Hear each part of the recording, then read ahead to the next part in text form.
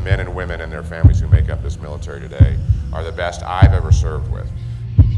These are the faces of war, and after more than a decade of two wars, they are now beginning to come home. There was a sacred oath made to those who served by those who were served.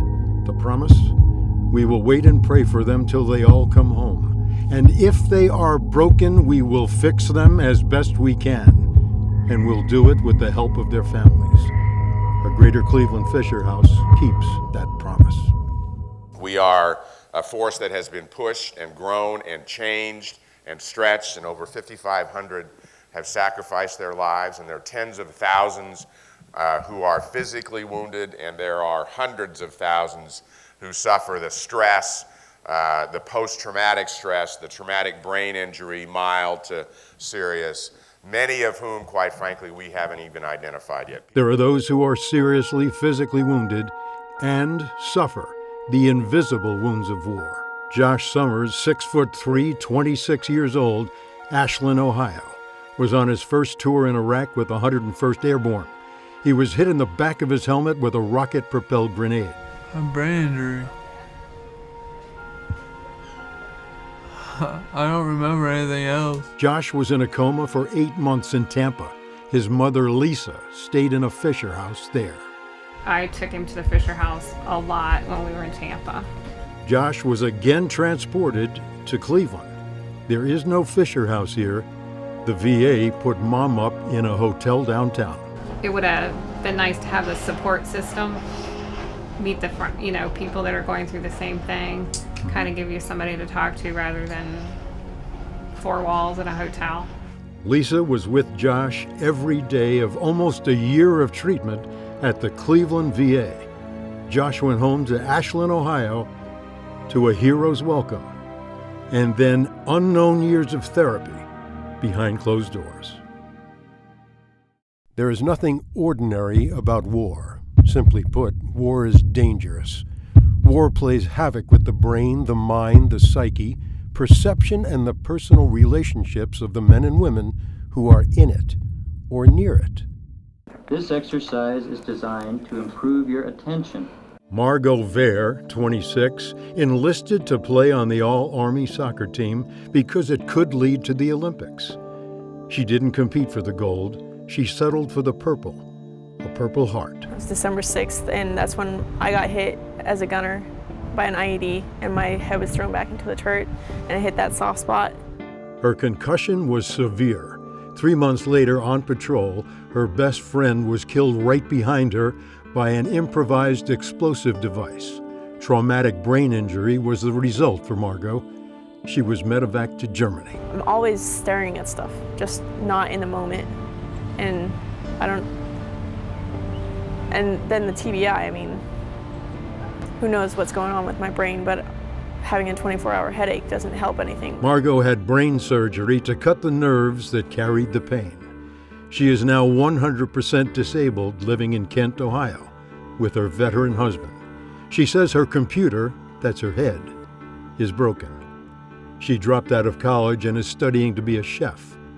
Her service dog, Mush, is her closest ally and buffers her from the world around her. Their lives have changed forever, and sometimes in ways, actually in many cases in ways they don't even know yet. Letitia Bowen is from Cleveland and now 33. She drove tour buses before the Army trained and sent her to Tikrit, Iraq in 2004 as a convoy driver. She drove more than 12,000 miles, playing roulette with explosives in the roads and ambushes on the roads. It was traumatic.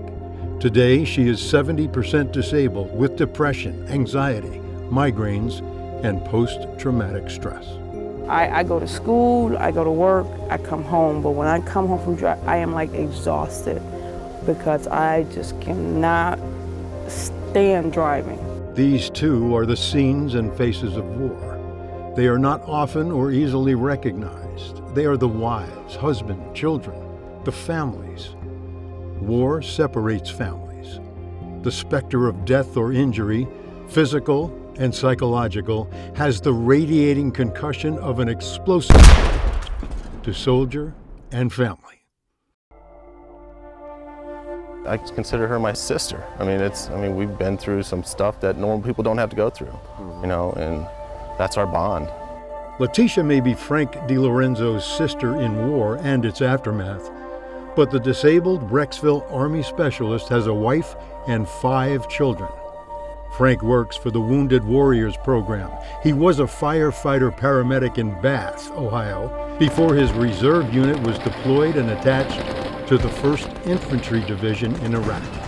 He saw a lot, including children used by insurgents to shoot, carry out suicide bombings, and set roadside bombs. I can't go and go to a public area, and a park even doesn't terrify me, but my anxiety level goes up. Kids alone frighten me. I can deal with it over there, just can't deal with it here. His constant companion is his service dog, Nina. Frank was medevac to Fort Bragg. His family was with him for weeks there. Fisher House gave us a room. It's a little apartment almost.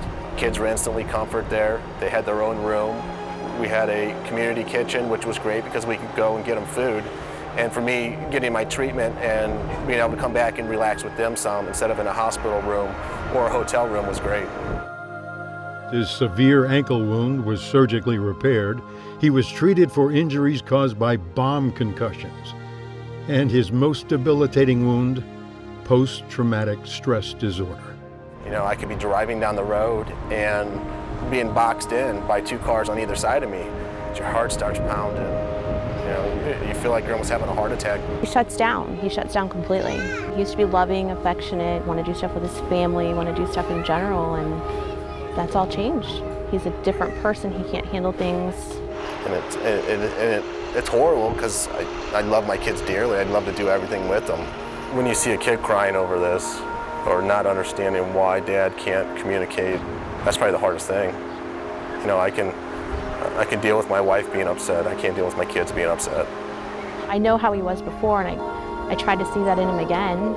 She remembers the way he was. Frank remembers the way his family was at Fisher House. The love that my family felt at the Fisher House was amazing. I mean, why not give that to someone here that needs it at this time, too? The gratitude for the Fisher House is echoed from coast to coast and overseas as well. And when you come in after it's been such a tough day and you have a chance to sit with some of the other families and share your pain or your grief or your hope, it is a really, really healing and beautiful experience. Wendy, an Air Force captain, sits with her mom in a Fisher House as she's treated for the shrapnel and severe leg injuries from an improvised bomb. Stacy's son, Gerald, was an Army tank driver. A penetration explosive cost him a limb, extensive burns, and spinal cord function. It's not like I had a bunch of money saved up or anything, and we couldn't have done it without. We would have done it. I would have lived in my car, whatever I had to do. But it definitely makes the whole healing process and everything better. The Cleveland VA is the 3rd largest in the U.S. It's ranked number 1 in the nation for its 8 centers of excellence. A Greater Cleveland Fisher House would not only be used for patients of the VA, but by the families of veteran patients being treated at the Cleveland Clinic, University Hospitals, Metro, and any other specialty hospital. Today, deployments have been shortened to 9 months. Our troops are now being steadily drawn down. They are coming home. And if they are broken, we will fix them as best we can, with the help of their families. Anything I can do for the Fisher House. They're amazing. Josh's mom will help because a promise was made, and it must be kept. The Greater Cleveland Fisher House keeps that vow. Put a face on it. Put a family in it. Help fix those who are broken as best we can.